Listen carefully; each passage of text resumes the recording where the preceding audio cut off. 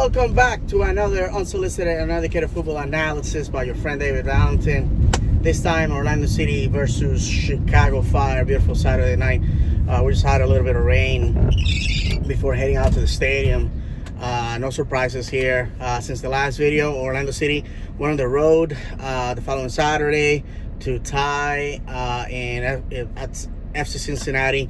Disappointing result. The team at the bottom of the table has to be defeated, and on top of that, we allowed them to score first.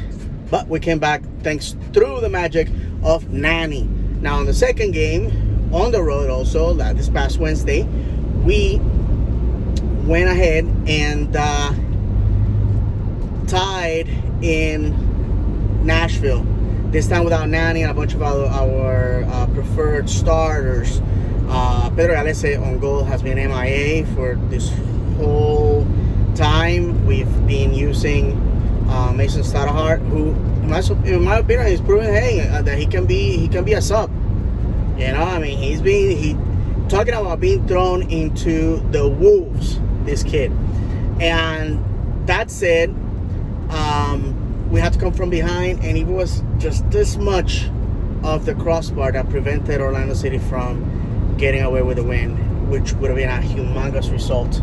But we are heading out to the stadium. Orlando City lost to Chicago in Chicago, a game that everybody sort of found a reason why that happened, because quite honestly, we went with like a C team to fight these guys, and we got handed a 3-1 defeat that really doesn't show the true dynamic of the game. They score, we tied it, they score again, they're winning the game, we're splitting, attacking, trying to look for that equalizer, got caught in the counter attack with nobody in the back, and we got punished. It's that simple. But Chicago lost at Miami Wednesday night. They got beat up by a pretty bad Miami team. So I expect Orlando to go full force and get the 3 points. We definitely need to. At the time that I'm telling you this, we're sitting in the 4th position off the table. That's very dangerous, especially when you have an Atlanta that is climbing the table very quickly, a Columbus that is doing it very bad, surprisingly bad, and a DC United and a Montreal struggling. So, one, you don't want to be overtaken by those bottom-feeding teams. And two, if you fall below the red line this late in the season, it's going to get tough, because we are not going to be facing very bad teams. We're going to be facing la creme de la creme, as they say in the East. It's going to get nasty. It's going to get very tough. So, with that said, let's head out to the stadium, see what the night has in store for us. Hopefully no rain. I really don't feel like having a late night.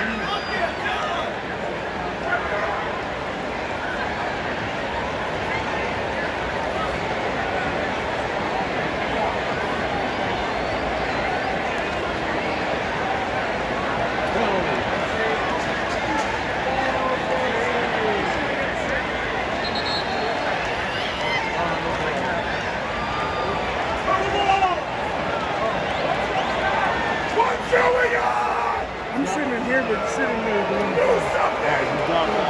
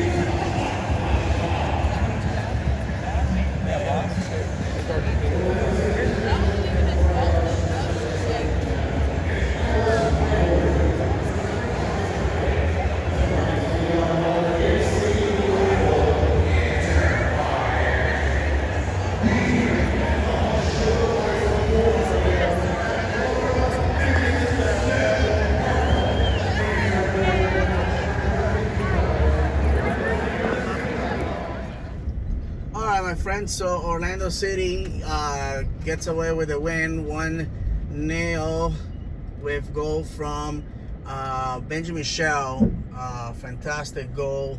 I can tell you that fantastic goalkeeping from Mason Stadahar. I have to say that he has been changing my opinion on him. He did very well today. Again, it's a very poor team. He had a couple of saves that definitely kept us on the game and definitely kept Chicago away from either winning or tying this game, which at the end of the game looked that way. The ref was extremely inconsistent. Quite honestly, Chicago very lucky that they were playing with 11 men. There was a tackle on Tesho that I felt was a foul. It was the last defender taking him down on goal, and that should have been a red card. They decided, after review, incredibly, they decided It was nothing. But Tasha Kindele defensively stole the ball, passed it to Benjamin Michel right on top of the box, and from there you have to score. And Benjamin Michel, the kid from Apopka, Florida, right here in Orange County, nailed that ball. So where does this leave us? Next Friday at home, Inter Miami comes in. Inter Miami is a very, very poor side. The last time they were here, they were extremely lucky to tie that game. Right now, we have a lot of problems in the attack. We don't have attacking players of quality. Not to take that away from the guys that have been manning the fort, but we need a number 9 with that natural number 9 with that killer instinct. And right now we don't have him. Daryl Dike is out with a shoulder injury and tendonitis in one leg that he acquired while playing for the United States on the Gold Cup. And after actually 12 months of constant play, he played for Orlando City, then he went to Barnsley, and then he came back and he played for Orlando, and then he went to the U.S. national team for the League of Nations and then for the Gold Cup, and then he got hurt basically right at the quarterfinals. So we don't know what's gonna happen, but there's a lot of people screaming, bring back Dotson. Dotson is the player that we drafted, I believe number 6 in the draft. This kid was sent on loan to the Hartford Athletic of the USL Championship, and the guy's scoring goals left and right. So I don't know, do we recall the kid? Do we give him a chance? Because quite honestly, we are just scoring these 1-goal games, and if we put up defensive effort, then we get with a win. But if the other team scores, then it's a tie, and I believe that's basically what has happened in the last two games: the Cincinnati game and the what was it? Who did we tie against? I think it was Miami, wasn't it? Oh my goodness, I can't even remember right now, guys. So my apologies. So the last ties that we had, the last 2 games that ended up in ties. Oh, I'm sorry. It was Nashville and FC Cincinnati. Those last 2 goals, unfortunately, those games should have been wins. But again, we don't have somebody to score that second goal, and because we don't have that person, then unfortunately, that is what ends up happening. Now, I definitely gonna try my best to be here for the game on Friday. I'm gonna be working out of the area, so it's gonna be a very tough situation for me to come back into town and then try to get to the game. So we'll see what happens. Thank you for watching. Please like, subscribe. I've tried to create a channel with a lot of things that I find interesting, that I think other people will find interesting. And I say goodbye to you as always with a loud Vamos Orlando!